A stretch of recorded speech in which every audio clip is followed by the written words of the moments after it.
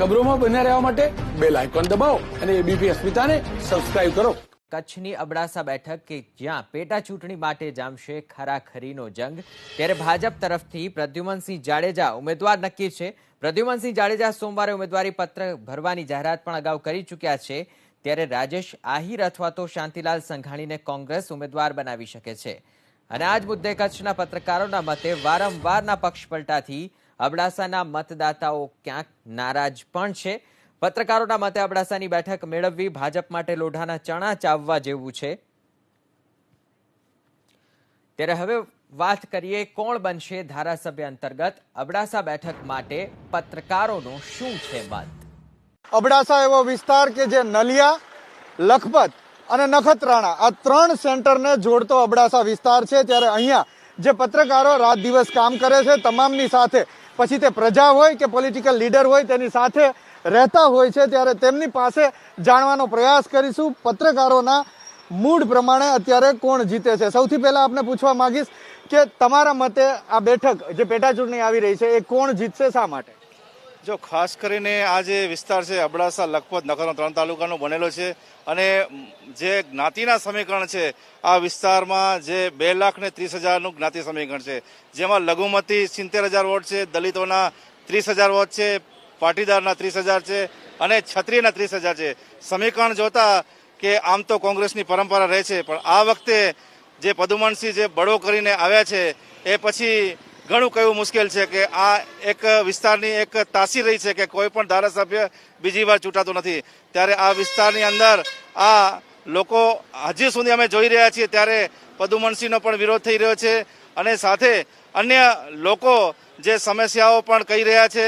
ત્યારે લોકોને હજુ સુધી અમે જ્યાં સુધી જયા છીએ ત્યાં સુધી એવું લાગે છે કે ટફ ફાઇટ થવાની પૂરી શક્યતા છે. છતાં પણ આમ અત્યારે કોનું પલડું ભારે લાગે? જ્ઞાતિનું સમીકરણ જોતા આપણે લાગે છે કે કોંગ્રેસ ફરી પાછો અહીં એમનો પંજો લહેરાય એવી શક્યતા જોવાઈ રહી છે. અચ્છા, તો આમના મતે કોંગ્રેસનું પલડું અત્યારે ભારે છે. આપના મતે કોનું પલડું ભારે છે, શા એની પાછળના કારણો? સાહેબ, અત્યારે અમને તો એવું લાગે છે કે અબડાસામાં હાલની પરિસ્થિતિ જોતા પ્રદ્યુમનસિંહ જ્યારે ધારાસભ્ય હતા ત્યારે પ્રદ્યુમનસિંહ પ્રજાલક્ષી કાર્યો ઘણા બધા કર્યા છે અને પ્રજાના કાર્યો માટે જ, ભાજપના વખાણ કરવા માટે નહીં, પરંતુ એણે જે પ્રજાના કાર્યો માટે જેણે પોતાનું જે બલિદાન આપ્યું છે, પદ ઉપર તો હતા જ, પરંતુ એણે પદ મૂકીને પાછી ચૂંટણી લડવા માટે, કારણ કે કોંગ્રેસના પક્ષમાં એમના કામો નહોતા થતા, પણ હવે એને એવી આશા છે કે ભાજપની સત્તા પક્ષ છે તો આપણા કામો થશે. અમને પણ એવું લાગી રહ્યું છે કે પ્રદ્યુમનસિંહ જાડેજાને 100% પ્રજા પણ વિકાસમાં ઈચ્છે જ છે. અચ્છા, તો આમના મતે પ્રદ્યુમનસિંહ જાડેજા એટલે કે ભારતીય જનતા પાર્ટી જીતે એવું લાગે. કાકા, તમને શું લાગે? ઘણા વડીલ છો, ઘણી ચૂંટણીઓ જોઈ છે, અત્યારે માહોલ શું છે, કોનું પલડું ભારે? પહેલી વસ્તુ તો એ છે કે રાજ્યની વિધાનસભાની બેઠકમાં અબડાસા નંબર 1 છે અને પરંપરાગત રીતે જોઈએ તો આ બેઠકો પર હંમેશા જ્ઞાતિવાદના સમીકરણો રહ્યા છે. બરાબર છે. 66,000 જેટલા લઘુમતીઓના મતો છે, 30,000 જેટલા દલિતોના મતો છે, પછી બીજા અન્ય પણ આહિર છે, રબારી જ્ઞાતિઓ છે. આમાં એક સીધી ટફ ફાઇટ થાય ભાજપ કોંગ્રેસની, તો કોંગ્રેસની જે પરંપરાગત વોટ બેંક છે લઘુમતીઓની, તો એ કોંગ્રેસ તરફ જ ઢળે છે. પરંતુ તે સિવાય જો ત્રિકોણીય જંગ થાય તો સામસામે ટફ ફાઇટ થાય. અત્યારે હજી કોંગ્રેસના ઉમેદવાર જાહેર થયા નથી. ભાજપ તરફથી પ્રદ્યુમનસિંહનું નક્કી છે. હવે આવનાર દિવસોમાં સમય ઓછો છે. 3 નવેમ્બરે જ્યારે મતદાન છે ત્યારે સમય ઓછો છે. કોનું પલડું અત્યારે કોનું ભારે? પલડું કાંઈ ને કંઈ ભર્યા નાળિયેર જેવું છે. ઘણ હજી અપક્ષ આવશે, કોઈ ત્રિપાંખી જંગ થાય, ચતુષ્કોણીય જંગ થાય. બાકી પ્રદ્યુમનસિંહ જાડેજાનું વ્યક્તિત્વ આખું અલગ છે, લોકોમાં પણ એમનું વજન છે. પાછી તો પ્રજા છે ભાઈ, પ્રજા જેને ને બાકી અમારા પ્રશ્નો છે, ખાસ કરીને અમારે જે આ બાયપાસ છે કે નગરપાલિકાનો છે એ વાણ ઉકેલ્યા છે. લોકોને જરૂર છે પ્રશ્નો ઉકેલે એવું, સમસ્યાના સમાધાનની જરૂર છે. આપના મતે અત્યારે કોનું પલડું ભારે છે, ભાજપ કે કોંગ્રેસ? અત્યારે અબડાસા વર્ષોથી કોંગ્રેસ તરફી જ લોકો રહ્યા છે. અત્યારે તો એવું દેખાઈ રહ્યું છે કે કોંગ્રેસ પ્રદ્યુમનસિંહે પક્ષ પલટો કરી અને કોંગ્રેસમાં કે ભાજપમાં ગયા છે, જેના કારણે પ્રજામાં દ્રોહ છે. એટલે મતદારો પણ મૂંઝવણમાં છે કે ભાઈ આપણે દર વખતે મતદાન કરીએ છીએ, જે ઉમેદવારને જીતાડીએ છીએ એ ઉમેદવાર બે ટર્મથી એ પક્ષ મૂકીને બીજા પક્ષમાં જાય છે અને પ્રદ્યુમનસિંહ પાછા એ જ વ્યક્તિ મત લેવા જાય છે એટલે એના પ્રત્યે વિરોધ તો દેખાઈ રહ્યો છે.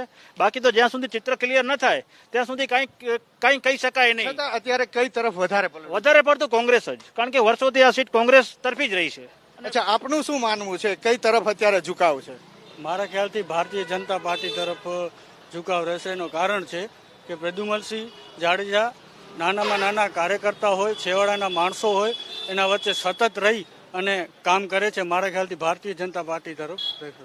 અચ્છા, તમે શું માનો છો, કોણ જીતશે અત્યારે, અથવા તો કોના તરફ વધારે પલડું ભારે? કોનું? હાલના તબક્કે આપણે એમ ન કહી શકીએ કે આ પાર્ટીનું પલડું ભારી છે અને આ પાર્ટીનું નથી.